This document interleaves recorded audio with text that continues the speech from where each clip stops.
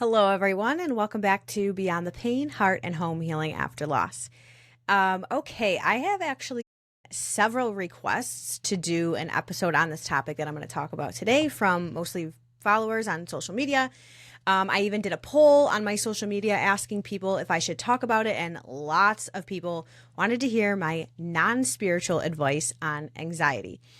And so I think anxiety is widely and wildly misunderstood. And if someone is listening to this episode who has never dealt with anxiety, I hope it can give you a little bit of an insight into how it works and hopefully how to better support someone you might know going through it. Because, like I said, I think anxiety is really misunderstood and people aren't actually educated on what it is, and how to deal with it and how to support themselves through it, etc.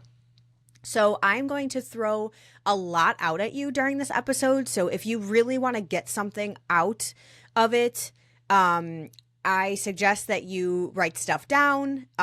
You definitely need to be paying attention. Like I said, I'm going to throw a lot out. So it's a lot of info, but it's really good and it can change your life like it did for mine. So definitely listen closely. Okay. So before I get into it, let me preface by saying a couple things. First of all, if you're like, okay, what does she really know about anxiety? Like, why am I credible to talk about this?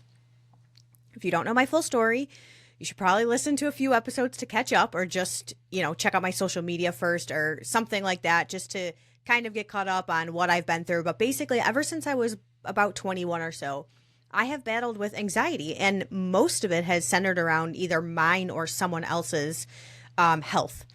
And actually, I haven't talked about this a lot on any of my channels, but my first episode, if you will, or experience with anxiety I have had was when I was around 21 or so, I think. It was right after Rick and I had gotten married. So it was 2014. The very quick story was I had a series of multiple deaths in either the family or close friends back to back over a couple months' time. And it all started when one of our really young, sweet girls in the youth group that we were leaders of at the time committed suicide. It was absolutely awful. It totally threw us off guard. It was terrible. And then we had a few more close deaths in the family the next few months. And I had also just gotten married. So, that was super new. And when you're doing something new, and even if it's exciting and fun, your body can read that as stressful. And especially since when I was planning my wedding leading up to it, and we had a big, extravagant wedding, I was also standing up in 3 other weddings at the same time. And I was going to school full time, earning my degree. And I think I was working 2 jobs, at least one, maybe even 2 jobs at that point. At one point, I think I was working 3. I had quit a job that I really loved, but I quit it to do a more corporate position because that's just what I thought what was best for me in that time period of life. So anyways, the point in listing all those things is I had a lot of really stressful things happening at once. And I'll explain why it's important as I go on to talk about anxiety.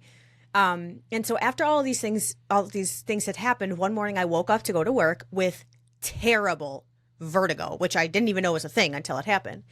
Like literally, I sat up, I opened my eyes, and the room was literally spinning like this. Like I'll never forget, the TV was in front of me and it was going, it was crazy. It was so bad, and that led to actual multiple episodes of vertigo. And not only was I having to deal with these episodes for months and months, I was dizzy and I was always off balance. I started to deal with migraines and terrible head and neck pain, which I still deal with to this day. I had to start going to rehab at age 22 and newly married. Like I felt so out of place.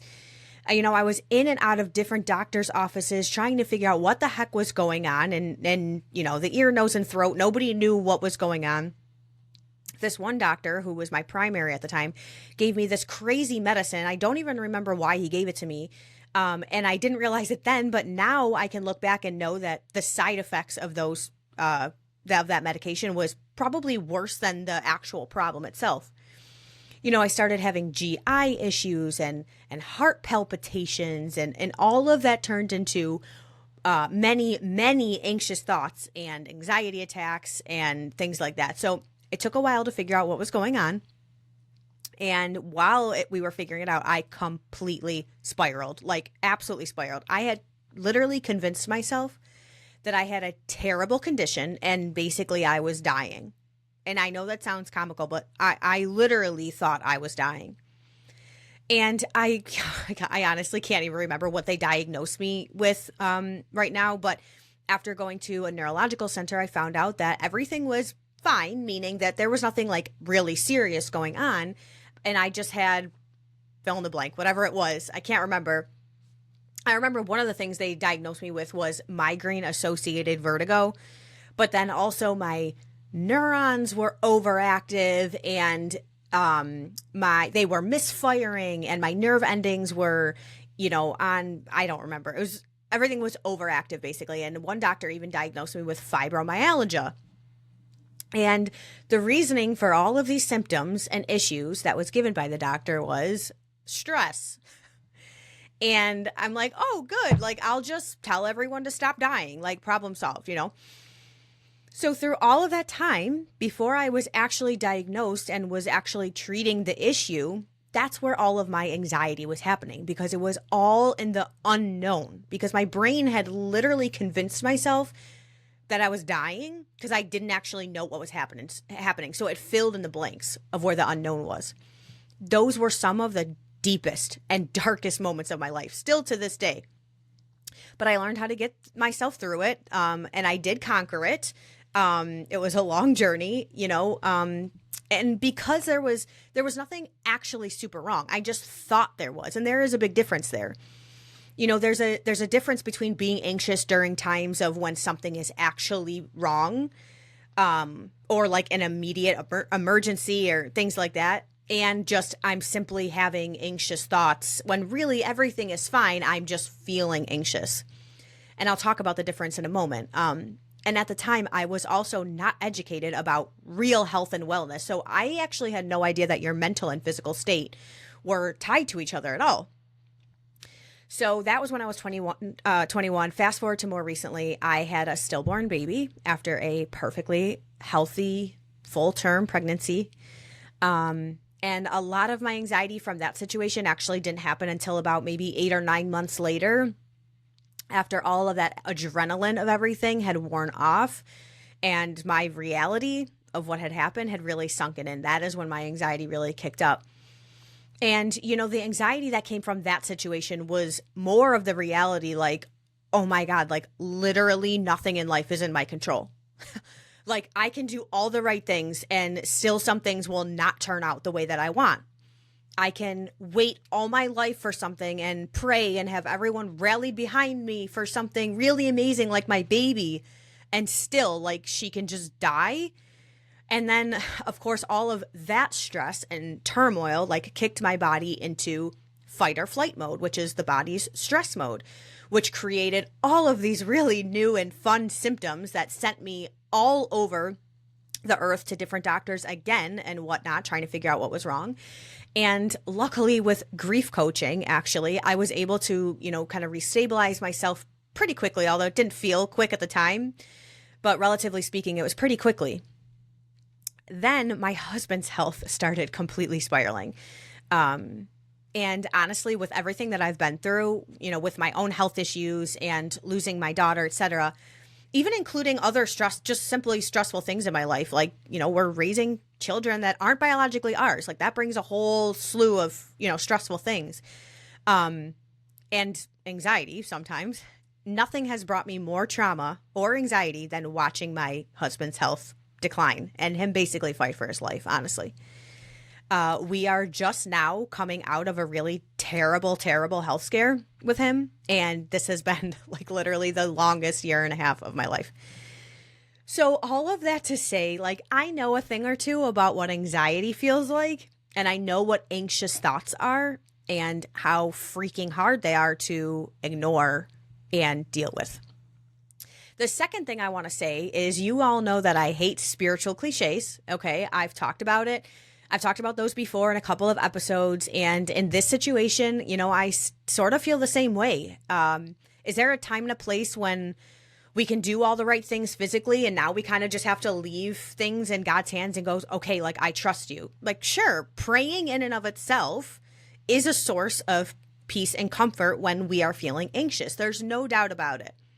And I'll talk about that more later when the time and place for that really is. Sometimes that is all we can do. But dealing with anxiety often requires very, very practical help and support. Okay. And so this is another area where I don't love spiritual cliches, because when people are in their deepest times of anxiety and dark moments of life, like telling someone to just trust God, that is not helpful. Okay. I promise you. So let's get into some practical help and hopefully some good advice that you can take from my experience, because like I said, it really did change my life. And you can't just hear this advice and think it's going to work because you heard it. Okay. You actually have to put it into practice, which is going to require some time and energy and maybe reworking of your current schedule. Okay. Might be a little uncomfortable. It's going to require prioritizing things you might not have been prioritizing before. You all know I love that word. I love to use the word prioritize. What are you prioritizing right now? So it might require some reshifting of your priorities. And once again, I will give my disclaimer that I am not a medical professional. I am not a trained health expert in any way. Okay. While I am very knowledgeable in this area, I'm simply speaking from my own personal experience and my own personal research. Okay. If you think you're dealing with something physical that needs to get looked at, like, please go see a doctor. Okay. And it's funny because that statement alone used to give me so much anxiety. Like when people would say that, you know, all those disclaimers you see and you hear on, things that they put on food and medications and, you know, they put it on there just to save their own butts, really. But like I mentioned before, a lot of my anxiety is formed around health related things.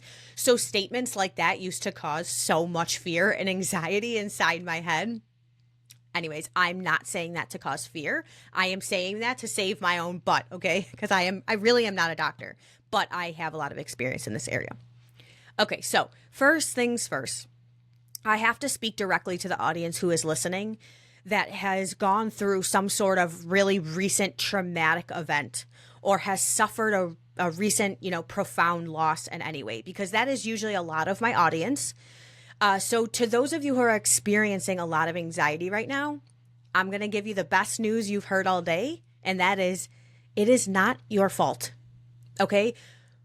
Immediate anxiety, or I should call it chronic anxiety, where you feel like you can't talk yourself out of your anxious thoughts, is not your fault. And I'm going to tell you why and how to fix it. And so I have to remind you, or maybe even tell you for the first time, maybe you've never even heard that, that your body is having a physical reaction to all of the emotional and mental trauma that your brain is still processing, okay? Especially if you are not giving that mental and emotional trauma a voice, okay? Your body is responding in physical ways. And this can look like not getting enough sleep, not eating enough, which was my problem at the start, or binging too much. Lots of random aches and pains, also my problem. A suppressed immune system, okay? Gut issues, I had that problem. My husband certainly had that problem. And a lot of anxiety. Okay. And anxiety alone, you know, when you're experiencing it, it can cause things like, you know, sweats, your heart starts to race, you can feel dizzy, you can get shaky, you know, etc. There's a whole list of things that anxiety can cause physically. And anxiety is classified as a mental health disorder, but a lot of times the reason we experience anxiety is because our bodies are having a physical response to what we've gone through. And I'll explain how that makes sense. So to those who are recently suffering from like a traumatic event or a big loss in your life, your physical body needs more support right now than your mental and emotional state does. Okay. Because although you are dealing with a lot of feelings and emotions, yes, chances are your body is not able to physically process these things properly, because it's not being supported in the way it needs to be in order to work well. So when we go through traumatic events or suffer great loss in any way, we go into what's called fight or flight mode. Okay. And this is when I really need you to pay attention because these details are important. Fight or flight mode, I'll literally just read the definition from Google, okay? Fight or flight mode refers to a physiological or like physical response triggered by the body when it perceives a threat. Okay, so your body perceives a threat, and then the fight or flight mode is how your body physically reacts to perceiving that threat, which causes a surge of hormones. I'm sure, especially as women, we know what that feels like adrenaline, that prepare the body to either confront the danger, which is the fight mode, or quickly escape from the danger, which is the flight mode, okay? Essentially, it's a survival mechanism allowing for rapid reaction to whatever perceived threats are going on out there, okay? So does that sound mental or physical to you? Okay, it sounds physical to me. Basically, what is happening is your brain is literally like physically sending brain waves to your entire body, screaming like, danger, danger. We perceive a threat. So focus all of your attention on whatever that threat is, okay? And so when we're in fight or flight mode, our body is literally just trying to survive. Like, forget about thriving. There's no thriving when we're in fight or flight mode. Our brain is trying to tell our bodies, forget about everything else, okay? Just keep the body alive. All you need to do is survive right now. That's it. Which, by the way, that is incredibly fascinating to me, that our bodies were created to do that. So when we experience trauma or loss, we are literally thrust into fight or flight mode. And now our brains are sending danger signals to our body because it perceives that threat that we just went through. And so when our body senses danger all the time, what happens? Our heart rate increases, our appetite suppresses because we don't care about food. We're just trying to survive, make it through the next few seconds. We probably lose sleep, right? All the physical symptoms I mentioned before. And so if we don't do anything to combat that, to combat those issues, we slowly enter into a chronic state of stress. Like literally our bodies are physically in stress mode all the time because our brain is telling it to be. Our body is actually doing exactly what our brain is commanding it to do. Our brain is going, fight or flight, like danger, there's a threat. So forget about everything else, forget about thriving, just survive. And that's what our body does. So we start to experience all these symptoms. And when we continue to remain in fight or flight mode, we allow ourselves to live in a constant state of stress. And this constant state of stress is ultimately what leads to our mental disorders like anxiety, fear, worry, etc. So with all of that being said, and now this goes to anyone who feels like they're living in a chronic state of stress, worry, anxiety, like it's not just specific to those who have suffered a loss or trauma. When we are suffering from anxiety, where does this whole issue stem back from? It stems back from our bodies having a physical reaction to our brains thinking we're in danger, okay? There's something stressful happening in our outside world, whether it was one big event or lots of small stressors here and there, that's signaling to our brains, all right, body, forget everything that's non-essential and just straight up survive at this point. And our brains physically cannot proceed without thinking that there is danger in front of us currently. It was created to do exactly that while we are in fight or flight. So while we're in the state, what does it sound like we need to do? We need to do one of two things. Actually, ideally, we'll do both. First, we need to reduce whatever amount of stressful things in our life that we can. And I won't expound on what that can look like right now, maybe in another episode. I mean, the amount of stress that people take on in life is ridiculous, and we wonder why we have all these health issues, but we'll talk about that another time. So we need to reduce the amount of, stressful things happening in our life. But of course, there's always things that in life that are considered stress to the body. Even if they're good things, they're, considered stress, like having kids, raising a family, going to work, All these things can be considered stress to the body, even if they bring you joy and happiness. So we can't eliminate them all. And so since we can't eliminate all of the stressors, the other thing we can do is we need to retrain our brains into knowing that we are not in immediate danger right now or anymore. Like if we did experience a traumatic event, like, holy crap, thank you, brain, for telling my body to go into fight or flight mode. Because if it was like a physical issue, like, and I needed to fight or I needed that adrenaline, lift the car off a child, example that you hear all the time, like that's why our body goes into that mode so we can do it. And for me personally, I feel like it literally saved me from the pain of finding out that my daughter had died. Like, I think without our bodies being so beautifully designed in that way, I could have literally died from the shock and the pain early on when I found out, So thank you for doing your job, but it's time to relax now. It's time to go from fight or flight to what's called rest and digest. And they're completely opposite from each other. And these are literal modes that our body knows how to be in. And we need to learn how to switch from fight or flight into rest and digest. When we enter into rest and digest, our parasympathetic nervous system, is now engaged. And so we feel calm and relaxed. So rest and digest is all about activating our parasympathetic nervous system because that's how we feel calm and relaxed and less anxious. Okay, we're no longer on guard. And now our stress levels are brought down. Our digestion can work properly again, so we can actually absorb nutrition properly. And we can actually get through the day without being fearful of everything in front of us. Okay, this is what we want as soon as possible for anyone who deals with anxiety, especially after we have experienced that, traumatic event or loss. My grief coach is actually the first person to ever really talk to me about this. And thank God she did, because once I started focusing on, for me, it was taking supplements and doing all the things to support my physical body to switch me from fight or flight to rest and digest. I almost immediately started to feel better, not completely better. It's a slow, steady process, but I did start to feel noticeably better almost right away.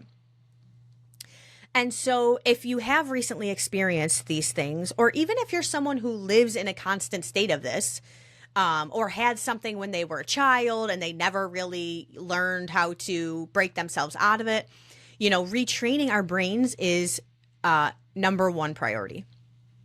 Recently, somebody said to me, I've been living in fight or flight for years. And they kind of said it like laughing. And this can and will wreak havoc on your body eventually, because this way of your body constantly thinking it's in danger is not sustainable.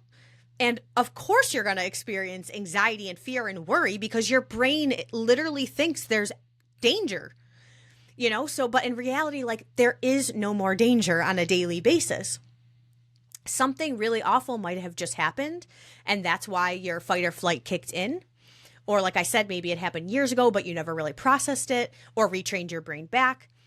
Because for the most part, when people are dealing with anxiety, there really isn't anything dangerous happening like immediately, that enough where our bodies need to be in fight or flight mode all the time, even though your body is acting as if it is. So for me, this was when I got home from the hospital after I delivered my stillborn daughter. The event itself was over, of course, but it was very traumatic. And when we found out that there was no heartbeat in that moment, yes, something was very wrong in that moment. My baby literally died. And I literally remember the moment I felt my fight or flight kick in. For me, I think in that moment, it was more flight. So my brain was like, danger, danger. And my body reacted physically to that for a long time. But once we got home, the danger, if you will, was over. There was no more immediate threat. Sure, my life felt like it was in shambles. But as far as my brain and my body were concerned, other than dealing with the physical symptoms of postpartum, like, there was no physical danger anymore. Okay, so in these instances, we don't have any actual danger to combat with. Our body just thinks it does. So we need to start telling it doesn't. So how do we do this? Okay, my number one piece of advice: especially if there is no immediate danger happening in your life right now, is learning how to switch your body out of fight or flight into rest and digest. And there is so much free information out there on how to do this. You just have to be diligent with it. Okay. I'll give you a few examples of what I did, but you can literally just go to Google or Pinterest and search holistic ways to activate your parasympathetic nervous system. Or you can Google, these are things I did when I was going through it. You can Google how to activate your vagus nerve, VAGUS. Okay. Your vagus nerve is the nerve that runs centrally down the middle of your body, and it's what connects most of your parasympathetic nervous system. So what we're trying to do is we're trying to activate it. We're trying to stimulate it. When I was in the thick of it, so this is one of the things I did. My holistic doctor let me borrow this device. I believe the brand was called Nuvana or something like that. And it was basically a pair of earbuds that I wore for like 15 minutes every evening and maybe in the morning too. So twice a day. And the headphones put out these like static electric waves or something in your ear. And those waves were designed to hit and stimulate your vagus nerve. Like, who knew that this was a thing, you know? Another huge thing to research is learning how to increase up the alpha waves in your brain. I hope you're paying attention. And decrease the beta waves. The alpha waves in our brain is what processes the calm and the relaxing. And the beta waves are what's making you feel anxious and on high alert all the time. So, and there's literally ways to help make this shift, okay? And when our brains are filled with beta waves, it literally cannot process calm and relaxing thoughts. So we need to learn to make that shift. And it's simple things like avoiding caffeine and alcohol, okay? Getting outside more, seeing sunlight. That's why if you follow me on social media, I'm always like, get your butt outside, you know? Breathing techniques, meditation, all of these things. Like, I think people go to these things looking for like a quick fix. These things aren't quick fixes. What they're meant to do is it's a literal retraining of your brain. It doesn't just happen overnight. It takes time. It takes habits. And your brain has to take these things that you're giving it and reconfigure it from beta waves to alpha waves, okay? I don't know if it like morphs from one wave to another or if it overtakes. That part of the science, I don't know. But I do know that we want to increase our alpha and decrease our beta. And one of the main things I started doing with my grief coach, this is just a small example, when I was at my absolute worst it was a tea ritual, okay? I stopped drinking regular coffee, and every morning and every evening for months, I had a cup of tea to almost retrain my body into that calm rhythm so it could see like, hey, everything seems to be like back to normal here, you know? And it was also a way to like check in with myself every day, like to see my progress and what other things I needed to work on. And it's not like on the days that, oh, when I had the tea, I wasn't anxious, or when I skipped the tea, I was anxious. Like I said, it's not an immediate fix. It's a process. And we have to be diligent about these things. We have to prioritize them in our schedules and give our brains time to adjust, okay? It's not just going to be a straight up like that. There's going to be moments, but as long as we're moving in the right direction, that is what it will look like. And these things that will help your body relearn how to not live in anxiety and constantly be fearful and worrisome, okay? These things are long-term solutions, and they're always helpful because we're putting our bodies back into its most optimal state, right? So we need to start with the physical. So after all of that being said, let's talk about how to deal with anxiety when there actually is something happening. Like you're actually having a problem or going through like a scary or stressful time that is currently happening, and it's causing anxiety and we have to deal with it. So as far as this topic is concerned, I'll use the example of my husband going through all of his health issues.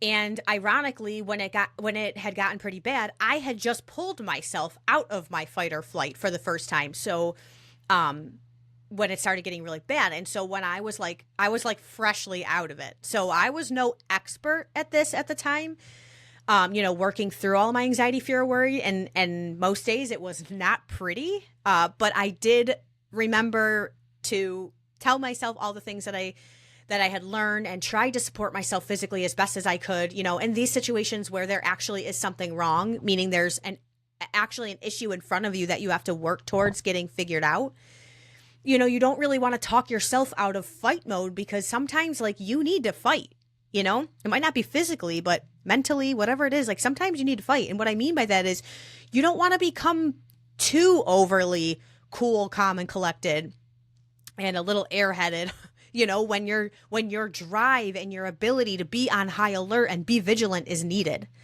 Because remember, our bodies were designed to do that in times of need. And a lot of the time, if we completely check out, we might miss opportunities where we could actually be helpful in situations or have a positive impact on a negative situation.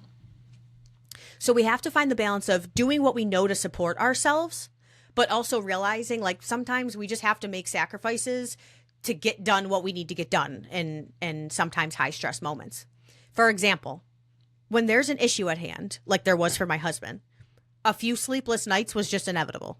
Okay. There were some times where I had to just suck it up and put his well-being in front of any of my own needs in life, at the time.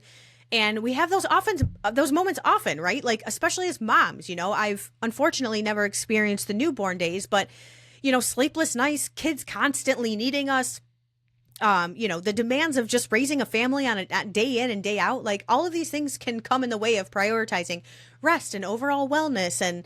And when you're living normal life, it's important to prioritize all these things when you can. But when you're going through something as rough as we went through in the hospital, sometimes you just got to bite the bullet and get through it and then support your body in other ways, in any way you possibly can. So for example, I didn't sleep well most nights when he was in the hospital last year. So I napped a lot during the day when I could in the chair next to his bed. I sat around a lot next to his bed also. And I didn't move for almost 2 months. And I definitely didn't work out. So whenever I could, I stood up, I took walks, things like that. I made sure I was drinking water and all the things I could keep doing to support myself while the mental, emotional, and physical toll of the hospital stay was literally trying to take me down, okay? My point in saying all of this is while supporting your physical body is step number 1 to alleviating anxiety and should be priority most of the time, there are some times in life where we are obviously not getting the optimal amount of sleep or proper nutrition, etc. And in those few times, I do believe our bodies know how to be gracious. And when we are diligently about them normally, about our habits normally, we can now bounce back pretty quickly. But if we've never done it before, it's going to take some time for our bodies to find that rhythm. So how can we deal with anxiety, fear, and worry? Because that is basically what anxiety is, right? When you take the physical aspect out of it and look at it purely from a mental, emotional standpoint, anxiety is basically fear and worry. So first and foremost, I think it's really important that we recognize exactly what is happening when we have anxious thoughts, okay? So number 1, we need to recognize what anxiety is. We are literally just thinking. We're just thinking.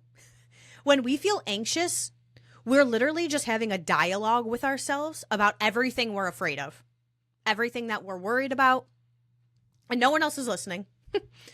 And most of the time, we're not even thinking things that are truthful or have any grounds for truth. We are literally making things up in our heads, possible scenarios, Most anxious thoughts that we have are completely made up. Like I said, no grounds for truth. And going back to when I was dealing with vertigo, this is a good example. It was some of the darkest times of my life.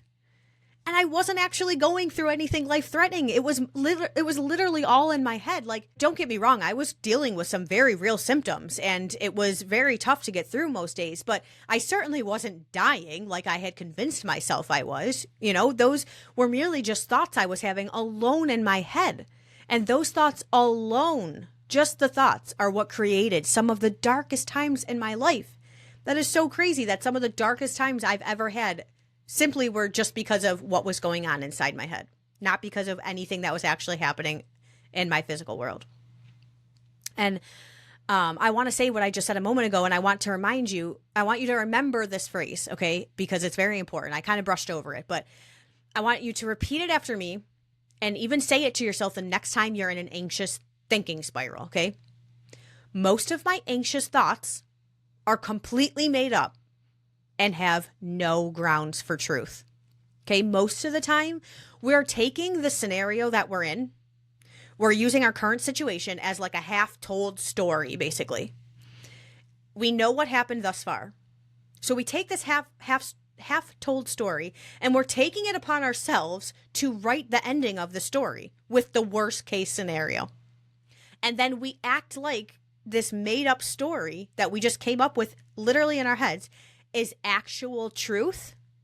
And just because we thought it in our heads, it's going to come true. And when I say it like that, doesn't it sound kind of silly?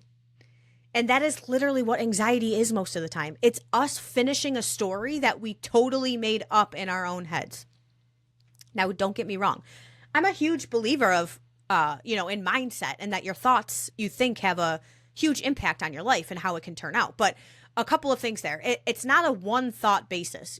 That's not like me saying to myself one time, like, I'm going to be so fit and healthy. And then just because I had that one thought one time, like, it's going to come true. I wish that's how it worked, but unfortunately it doesn't. But if I'm constantly telling myself on a daily basis, when I wake up, just throughout the day, I'm fit, I am healthy, I am well, I care about my wellness, I am strong, et cetera, all these things, like, I will start to become that person simply because I'm constantly repeating to myself these things. And now my brain is starting to associate me with a healthy and fit person. So I'm going to start acting like one, and because I have been telling myself that constantly, I'm going to probably start making better food choices, and I'm going to go to the gym more because now I'm starting to identify, sorry, I hate that word, but in this case it works well. I'm going to start to identify as a healthy person now. So now I can actually become one because of my consistent thoughts. But just because we have a negative, anxious thought one time does not mean it's true or it's going to come true, And that is a huge truth we need to wrap our head around if we're dealing with anxiety. We need to repeat that to ourselves over and over again. Just because I thought it doesn't mean it's true. These are simply thoughts in our head. That's it. We are simply thinking. And when we step back and look at anxiety objectively as a whole, as simple thoughts, the topic in general becomes a lot less scary, does it not? Like anxiety, again, when you take the physical aspect out of it, meaning I'm not talking about the part where you have to support your body and retrain your brain and all those things. Once you've accomplished that, anxiety is a lot less scary because now you can look at it and go, oh, like, you're just my brain thinking, like, okay, I have complete control over those thoughts. My thoughts are something I, can literally control. So perfect. Now I can do something about it, So when we look at anxiety super objectively as just our brains thinking, it becomes a lot less scary and a lot more approachable. So number one, we have to learn to recognize what anxiety really is. And if we are physically stuck in fight or flight mode, we have to physically train our brains out of it in order for our brains to literally be able to process any calm thoughts. And so once we've done that, we need to recognize what anxiety, fear, and worry even are, okay? Which are simply just thoughts. So number two, okay? And this is huge. Don't skip this one, okay? You must find one person, literally just one. If you have more than one, holy crap, like, good for you. But all you need is one who actually understands what anxiety is and how it works, what it feels like, and be a trustworthy person so you can, openly have a conversation with them in full transparency. Okay, you need to find your person. Who is that person for you? And I will let you in on a little secret if you're married. It's probably not going to be your spouse. Okay, this isn't a matter of like, who am I closest to or who do I trust the most? Trust is important, but just trust and being close to alone is not the most important factor when finding your person, okay? The most important factor is that they've either had previous experience with anxiety, or they know what it feels like. They need to, if you struggle with anxiety and you're married to someone who has experience with what anxiety feels like and has conquered it and can now turn to you and your anxiety and actually understand you and help you through it, like, you hit the jackpot, because that is not the normal, okay? Normally you have one person who deals with anxiety and maybe one person who doesn't. Like, For example, I love my husband. Okay, he's incredible. He's insanely intelligent. He's like one of the smartest people I've ever met. He's my go-to crying shoulder, like when I need support and when I need someone to lean on. And I can trust him with my life. But he's like the least anxious person I've ever met. Okay, he doesn't know what dealing with anxiety feels like or looks like. Okay, so when I'm dealing with actual anxiety, I call my sister because she has been there. And I know that. And she has done that. She has gotten herself through really anxious time, and she actually understands what anxiety feels like, sounds like, tastes like, all of these things. Like, I don't have to explain to her how I'm feeling. And yes, that is partly because she's my sister and she knows me well. But the main reason I feel like I can go to her is because she knows what anxiety feels like. Okay, I cannot stress this enough. This is so important. And so, I had someone ask me one time, like, how do I explain to someone like what this feels like? And honestly, like, I don't know if you really can. I've been trying for years to my husband. Like, you can give them analogies and help, try to make them understand. But I know before I ever experienced anxiety, like, I would hear about other people dealing with, anxiety attacks. And in my head, I was like, everything's fine. Like, relax. There's no danger, And like I mentioned before, like, keep those platitudes to yourself. Like, everything's fine. Just relax. Like, those don't help. Okay. They're not helpful. And that is why it is crucial in your healing from anxiety journey to find someone who knows what anxiety really is.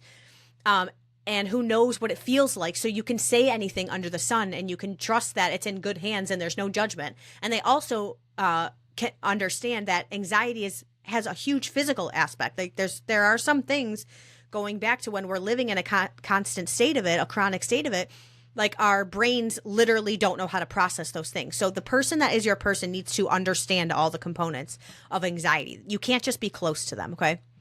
And that leads me to my number 3 piece of advice. So number 3 is you need to learn to say your anxious thoughts out loud, okay? Say your anxious thought out loud.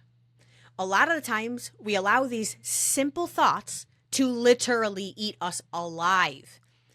Back when I was struggling with my dizziness and vertigo, I was scared to death, literally to death, that I had a brain tumor. Like, I was convinced of it. Okay, there was absolutely no truth to it. No doctor ever mentioned that this was a concern of theirs. It was simply just a scary thought that I allowed my brain to run with and literally write my death sentence with. And I was so afraid to just say it out loud because I thought if I said it out loud, it would come true or take on power in some sort, And I remember one day sitting with my mom and my sister when it was really, really bad, and they could tell I was really struggling. And I was, so afraid of what was happening. And they basically both said, like, tell me what you're thinking. Like, what are you so afraid of, Because again, it's not like the doctors were saying anything scary. And so I finally said it out loud to them. I said, I'm afraid I have a brain tumor.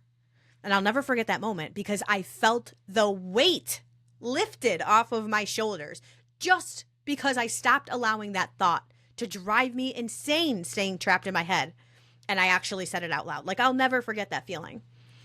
And did it necessarily take all of my fears away? Like, no, not really. But it reminded me that my simple thoughts don't have power over me unless I let them, like I did. My thoughts don't control the situation. I have control over my thoughts, okay? Saying something out loud also usually allows you to feel a lot less crazy. I text my sister all the times and sometimes my parents with a text, and I just start off by saying, I need to say something out loud, ... And they're like, give it to me. What is it? And then I write whatever my fear or my anxious thought is out. And I immediately just feel this weight lifted off of me and I feel a lot less crazy. So when you find that person you can say anything to and you say out loud all of your fears and worries, if that person really understands anxiety and how it feels, like, they're probably not going to respond with like, oh my God, I can't believe you're thinking that. That's crazy. Like, no, they're probably going to say, okay, I can see why that would worry you. So let's talk about what would happen if that came true. And suddenly your thoughts aren't so scary anymore. And now you're just having a normal conversation. Okay. Don't give up so much power to your thoughts by keeping them trapped in your head. Get your thoughts out of your head and let them come out of your mouth. They're a lot less scary than you give them credit for, okay? And this leads me to my next piece of advice, which has to do with having that conversation with, the person that you trust and you can confide in.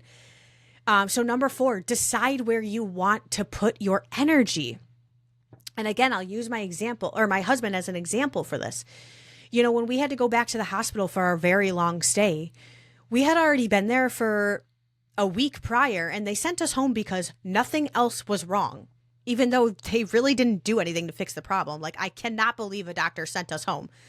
When we had to come back in early 2024, I started out so incredibly anxious.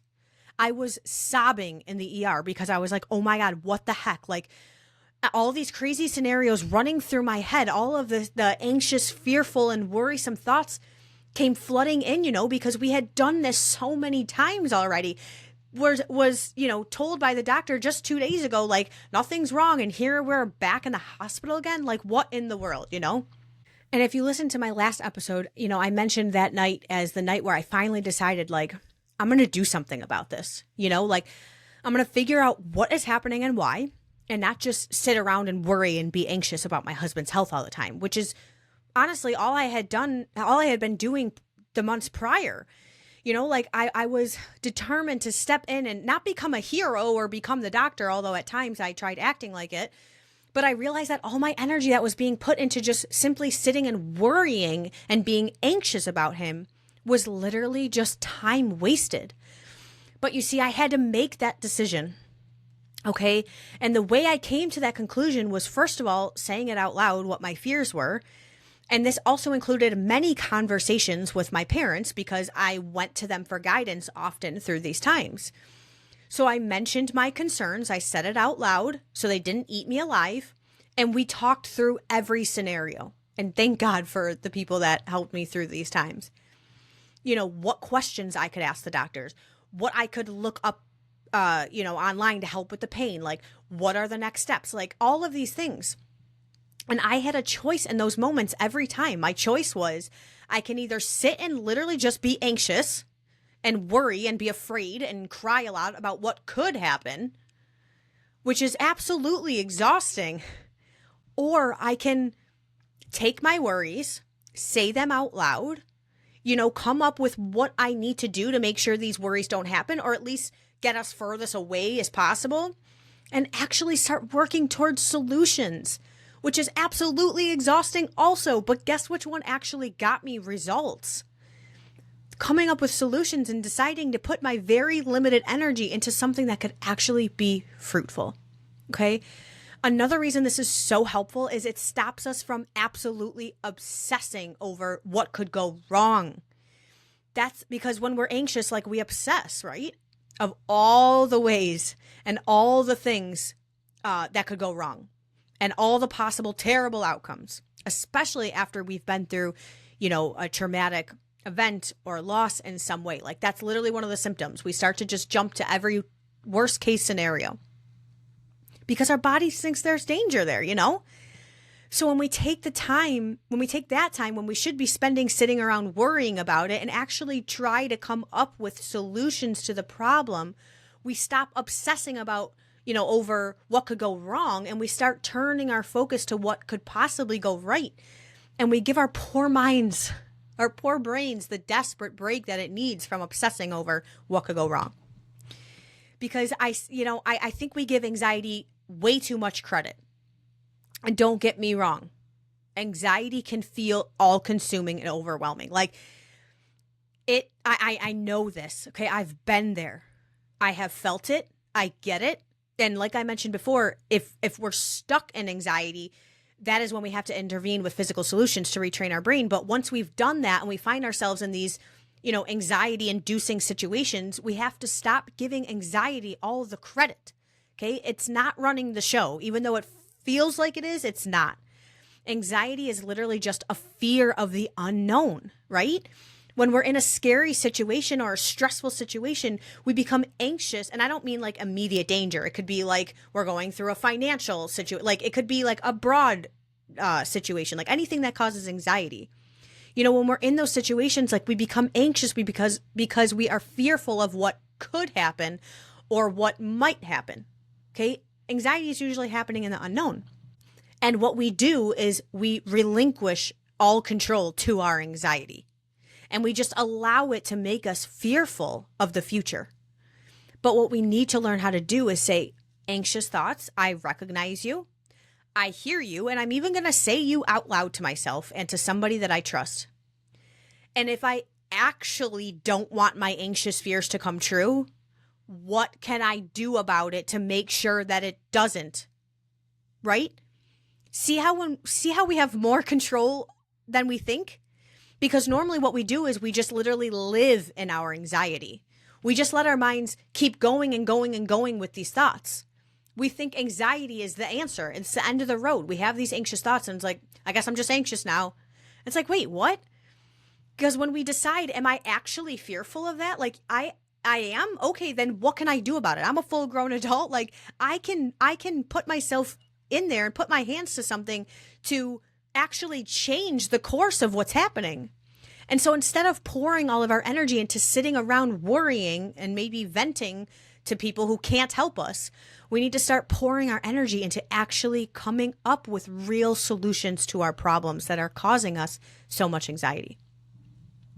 I know this is a cliche, but it is so, so very true. Sitting and being anxious and worrying about things is literally the biggest waste of your time. You gain nothing from it, and you always lose time. Now, I'm not against feeling fear, okay? I'm actually a huge advocate for feeling your fear because I believe we need to give fear a voice. And I think we need to not be afraid of fear, no pun intended, but we need to face it head on. We need to listen to it. Yes, what am I afraid of? Like, address it. Listen to your brain when it tells you that, because that's just being smart. What am I afraid of? Okay, now instead of literally wasting all of my time by sitting and worrying about being afraid of that thing, what can I actually do with this time to make sure that this fear doesn't come true in the future instead? It's like me telling you, like, hey, you have a big party coming up. We'll use that as like your stressful event, okay? You have a big party at your house tonight. I know that you have that, so I hired a babysitter for you, for your kids for 2 hours. And a personal chef is coming to take care of your food for tonight. So you have 2 hours to catch up on housework and laundry and cleaning or whatever you want to do to get accomplished for 2 whole hours before the party. So you have 2 hours to get as much done as you possibly can with no distractions. Okay. So now you have a choice. You can literally sit there for 2 hours and worry about everything that needs to get done before your company gets there. Or you can get up and actually do the stuff that needs to get done before your party for 2 hours. Okay. And that is basically what was presented to me while Rick was in the hospital. Like, yes, it was stressful. Like, there was nothing relaxing about our time in the hospital. But basically, we did sit around a lot waiting for answers and doctors to come in and tests to be done and all the things. And so I was given 2 options with this time. I can sit around and worry about everything, which costs me a lot of time and energy. Or I can do some research on Crohn's and colitis, which is what my husband has, and I can open up all the videos that his coach sent me, and I can learn everything I can with my time. I can make a list of questions and concerns, and I can talk to people who are educated in this field. And yes, all of this costs me time and energy too. But in the end, this option can actually produce some good results. And it did. It helped us a lot.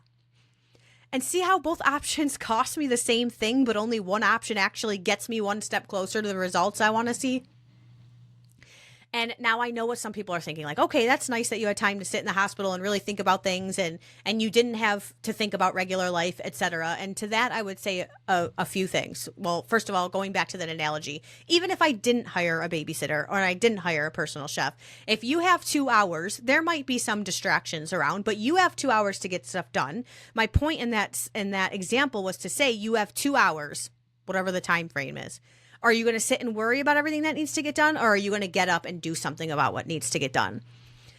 And so to my personal experience, yes, I have an amazing family and an incredible support system and they helped me with the kids and grocery shopping and small things around the house while I was tied to the hospital. Okay.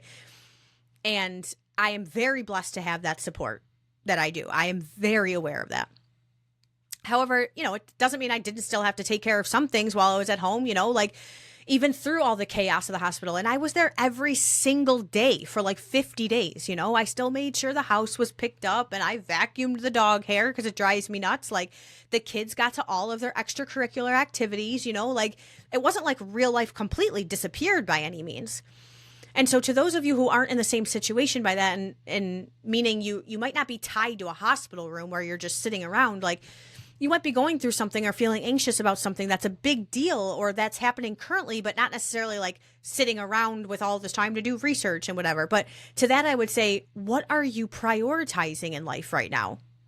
Because I can almost guarantee that you spend a lot of time worrying about stuff. Like whatever it is that you're going through or that's causing you anxious thoughts, I bet you have spent hours upon hours literally just thinking worried thoughts and stressful thoughts and maybe venting to people, like I said, who can't help you about your worries rather than putting that time towards something that will actually make a difference in your situation. And you have to decide, do I want to just, sit and be worried about it or do I actually want to fix it? And so, I bet you have also not viewed reducing the anxiety in your life as a priority either, or you might say it is, but you're not acting like it. And so to that, I would say it's time. Okay. It's time to prioritize figuring out how to reduce this anxiety. And perfect. Step number 1 is listening to this episode because you're already making a step in the right direction. I'm giving you a lot of really good information. Okay. Ask yourself, what will actually make a difference here in my situation? What are some practical things I can actually physically do here to make a difference in my situation? Is it an hour of alone time every day? Is it an extra few $100 a month? Is it, cutting out a relationship in your life? Is it creating a new habit for yourself? Like, seriously, I want you to sit down and I want you to think about what is one small thing I could do in my life right now and that I could change that would make a lot of my anxiety go away. And I'm not talking like big picture things. I'm talking like small practical adjustments. Okay. Like meaning I need to make $1 million. Like, okay, obviously everybody would love to have $1 million, but we can't make $1 million right this second. So what can we do here and now? Small adjustments that will make a big impact. And as moms, okay, it's really easy to use the excuse or the phrase, I don't have time for that, or I'm too busy for that. But the reality is, the cold hard truth is, you have time for whatever you make a priority. And if you are an anxious person who worries a lot and deals with a lot of fear and anxiety, you are most likely not prioritizing things correctly. And I am a firm believer that family comes first, always, of course. Like your kids are a high priority, absolutely, always. And their health and well-being over almost everything. But is it at the expense of your mental and emotional well-being, moms? Like, are you really giving forth your best effort as a mother, constantly walking around being worried and on edge and fearful of everything in life? Like, that is not truly living and not giving your kids your best. And as a mother, like we want what's best for our kids, right? Like giving our kids an amazing life sometimes means sacrificing ourselves for them, of course, especially when they're younger, but it also means sacrifice doing things for them to do things for ourselves sometimes. Okay. I am a completely different person if I have like an hour of time to myself every day. I am a better mom, wife, friend, sister, daughter, like literally everything if I have had some time to myself that day, because that is what is important to my well-being. And it's very important to me not living an anxious life. Okay. I figured that out about myself. And now my alone time is one of my top priorities. So like I said, ask yourself, what one small thing can I change? What is one thing I can practically do to make an actual difference in my life or in this situation to relieve some of that anxiety and to start prioritizing that over every other extra thing you do with your time? Okay. If the kids are alive, they're clothed and they're fed, great. Next on your priority list is figuring out how can I alleviate some stress worry and anxiety from my life and then actually doing it. Okay? Moving on to number 5. You guys are hanging in there. You're doing great. Now, number 5 only works if you've done numbers 1 through 4. Okay? You can't just skip 1 through 4 and go, I tried number 5 and it didn't work. Like 1 through 4 builds the foundation to be able to do number 5. All right? And it's going to sound silly when I say it out loud. Number 5 is to step back and let life happen. We've all heard of, Mel Robbins and her let them theory, right? The whole premise of the theory, if you haven't heard it, is not to waste your time and energy on what other people are doing with their lives or saying about you or thinking about you, and to just let them do what they're going to do because you can't control other people, right? So you don't want to waste your energy on it. That's a very brief summary in a nutshell what the whole movement is about. But using this as a frame of reference, once you have done everything you know there is to do, okay, you have physically supported your body, which is top priority. You've retrained your brain how to switch out of fight or flight into rest and digest with your techniques and your supplements and rituals or whatever else you found that actually works for you, because everyone's different. And so now you can think clearly and not come at everything from a state of danger. All right. You can come to the realization that anxiety is something you have complete control over because they're merely just thoughts in your head that bring on worry and fear and usually have no grounds for truth. Okay. You have found someone who actually understands anxiety and you can say things to with no shame and no judgment. And keep in mind, this can be a counselor. Okay. I think hiring a counselor or a coach in some way is priceless. All right. You've learned to say your fears out loud and not let them completely control you and trap you into a dark corner. And you have figured out what practical things you can do or ways you can make changes in your life to actually make a difference in your life and alleviate some of that anxiety rather than waste endless amounts of time by sitting and worrying. Okay. After we have done all of this, everything that we could possibly do to make the situation better, now we have to learn to tell ourselves, I have done all that I can do, and that is enough. The weight of everything else that happens in my life is not on my shoulders. Okay, this is another line I need you to repeat after me, write it down, get very familiar with this. Okay, I have done all that I can do within my own power and strength, and that is enough. The weight of everything else that's going to happen in my life is not on my shoulders. See, because part of what my problem was going into Rick's long hospital stay last year was Layla had just died a year previously after a really healthy pregnancy. So I was dealing with the guilt and the regret of I must have missed something, or there must have been a sign that I didn't listen to and thoughts like that. So when Rick started having issues, I took on the responsibility of making sure that nothing else was going to go wrong. I almost took on too much responsibility. It was like I was telling myself, if this doesn't turn out good or if we don't get good results, then it's my fault. And, I'm going to hold the burden. It's who the heck wants that kind of responsibility and pressure? Nobody else was putting it on me other than me. And not only does nobody want that, but it's not true. And I think a lot of people do that too. They think the success or the failure of their own and everyone's lives, depends on what they do as a human, imperfect human being. And so what I came to realize was, and I talk about this a lot in my last episode when I was talking about being a health advocate, is the best thing I could do for my anxiety at a time like this was to learn the perfect balance of doing everything I possibly could do that would help the situation. Not everything. Okay. It's not, I didn't do everything. I just did everything that I could possibly do that was in my control. And then let the doctors and the experts do everything that they could do that was in their control. And in that perfect balance of doing my part and letting them do their part is where I found the most peace.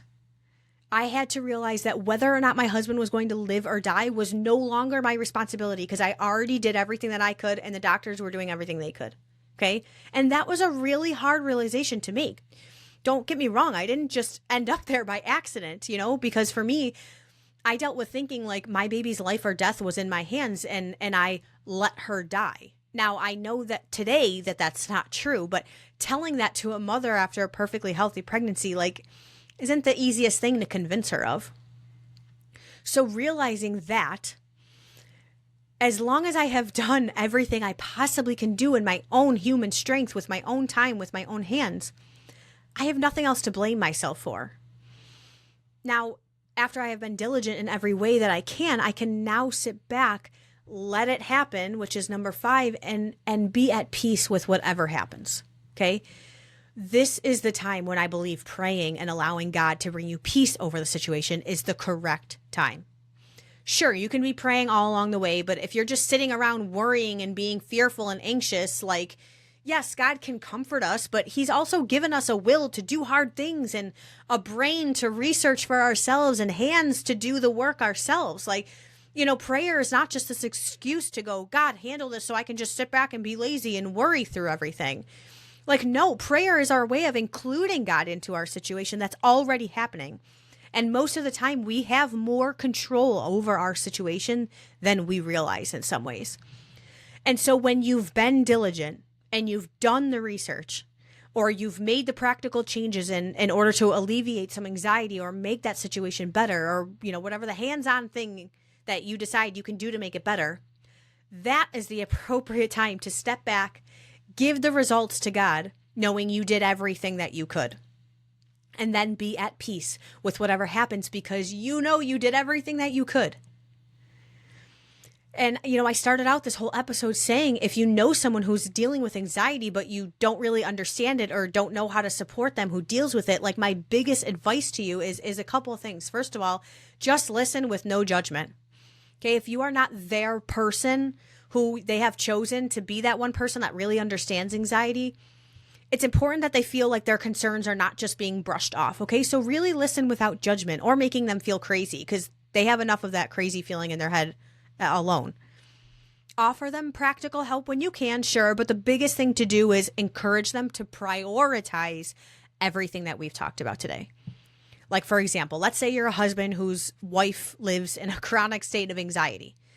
If you don't get it, but you really want to support her and help her, you should be looking for ways to increase her alpha waves and invest in tools that will stimulate her nervous system and take care of the kids for an evening so she can have that alone time if that's what she needs, and whatever that looks like in your life. These are just examples. Those are mostly examples of what I needed in my life. Make investing in those things top of the list on your next budget meeting, and honestly, a lot of these things are cheap or even free. So your job might not to be to understand exactly what it is to feel like, they're feeling, but it is to make sure she or whoever it is doing these things, and once she's broken from that chronic state, if she's having an anxious day, week, or she's, slowly creeping back into that chronic state again, remind her of all the ways that she can support herself and make sure it's getting done. Like, be serious about it, and then allow that friendship with that girlfriend or whoever she picked that she has, that trust with, let her be with that person when she really needs to. Give her that time to make that phone call if she needs to talk to that person that understands her. Let her say her crazy thoughts out loud, even if you think they're ridiculous. Like, don't make her feel that way. Just let her say them out loud. Allow her to adjust her schedule in a way that prioritizes whatever that thing is she feels like she needs to do to make a difference in her situation, that's bringing her anxiety. So these are all the ways that you can support. And I know I use the husband and wife scenario, but this is for anyone who's trying to support someone else who's dealing with anxiety. Okay, so let's quickly recap. Okay, if you are someone who's constantly living in a state of anxiety, fear, or worry, whether you have suffered a traumatic event, loss, or not, and no matter whether you're going through something really bad, right now or not, your brain needs some retraining. Your brain is doing exactly what it was created to do, which is protect you from danger. Except the only thing is there's no danger right now. So it's time to retrain it, and that will only happen from whatever habits you choose to form or techniques you choose to prioritize. All of the things I mentioned in the beginning, okay? Once we have broken away from our chronic state of anxiety, here are all the ways we talked about that will help us conquer anxiety in the future. Number 1, Recognize anxiety for what it is. It's just worrisome thoughts, and we have complete control over those. Number 2 is find someone that we really trust that actually gets anxiety. Okay, this is crucial that you find the right person who can support you through these anxious times. Number 3, say it out loud. Don't let your anxious thoughts eat you alive, okay? They don't have power over you, so don't give them that power by keeping them trapped in your mind. Number 4, figure out where you can practically make a difference in the situation and shift your worrying energy into helpful energy. And number 5, let life happen. Remind yourself that you are not everyone's savior and everything depends on you, because it's not true. You are only human. You did everything you need to do to take care of the things on your end. So now it's time to sit back, pray, and let the rest happen. And I know this is a long one, but allow me to just touch on the spiritual side for just 1 second, okay? Nobody was ever promised an easy, stress-free, problem-free life, okay? Nobody, not in or outside the scripture. And one of the biggest lessons I've learned with everything I've been through is God is not just a good God when you're going through fun and happy times. He's not just a God to say thank you for the good times too, you know? He's a God who gets down on his knees beside us during the bad times too. And that is one of the biggest ways why and how God is so good. And I lived my whole easy life thinking God was good because I had an easy life. That's why he was good to me. And it wasn't until I got gut punched to see that God was good even in the really bad and devastating times too. Because life can probably and will probably blindside you at one point. Okay, we live in a very imperfect world, run by very, very imperfect people and systems. So yes, in this world, like babies die. People are starving for food. There are terrible things happening like sex trafficking and poverty and crime and racism and division and people who you love with every fiber of your being, like, and you could never imagine losing them. Like, sometimes they die. And it's very, very easy to blame God for all this, you know, because Christianity has painted a picture of God as this almighty genie who sits up on the throne and grants us wishes and says yes to prayers when we pray them. And when we get no's, we blame him. Because if he's the one who gives us the blessing, then he must be the one who isn't giving us the blessings that we're praying for, right? But I don't believe God works like that. Like, I believe because we have a free will, God isn't a genie that sits up there responding to our prayers like we respond to emails with like yes or no. Like, I think sometimes life just happens in this imperfect world. And thank God he is so good because he isn't just a genie on a throne. Like, he's in the pit. He's in the ditch on his knees next to us, like when things go wrong and when they get bad. And because we live in a world where a lot of things aren't in our control and everything can be going good and then all of a sudden turn badly, like, God is the only thing that offers any real hope. You know, the fact that after my baby's life was literally snatched out of my hands, after I grew her for 9 months and then was told I wasn't going to have a life with her anymore, like, the reason I can still go on and have hope is because I know that I do get to see her one day. You know, it's not like I pictured, but, you know, I know that even though I never held her living in my arms, like, I will hold her again in my arms one day. And that because God is so good, I believe that he will take tragic and horrible things that happened to me and help me turn it to something really good one day. You know, my daughter dying will never be good intrinsically, but that's how amazing God is. He takes things that intrinsically aren't good and he turns it for good. Okay, he doesn't make that situation good. He takes the bad and he turns it for good. And so, yes, bad things can and will happen and they will knock the wind out of us. And no, we can't control everything. The sooner we come to the realization that a lot of life is out of our control, yes, but also a lot of our life is more in control than we give credit for, like dealing with anxiety. That is when we can truly learn to tame down those anxious and fearful thoughts. Know that when we do everything we know to do in our own power and allow God to be our hope for the future, that is when we really begin to find our peace.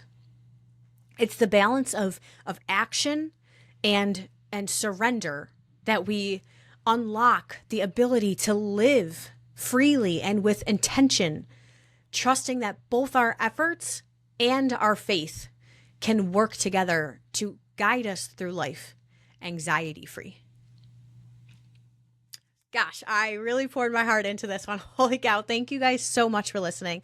I really, really hope and pray hard that you find some nuggets in this episode to help you deal with anxiety better, because I know a lot of this stuff helped me and changed my life. So if you liked this episode, please speak up, say it out loud, leave a comment, a positive review on the channel. Anything like that is always super helpful to me as I'm trying to grow. And it's, of course, always much appreciated personally. Also, don't forget to subscribe to whatever channel you're listening to this podcast on and to be alerted of new episodes being released. Thank you again for always allowing me to be so vulnerable with you guys. I can't wait to talk to you again really soon. Signing off for now, your hope dealer, Emmy Smith.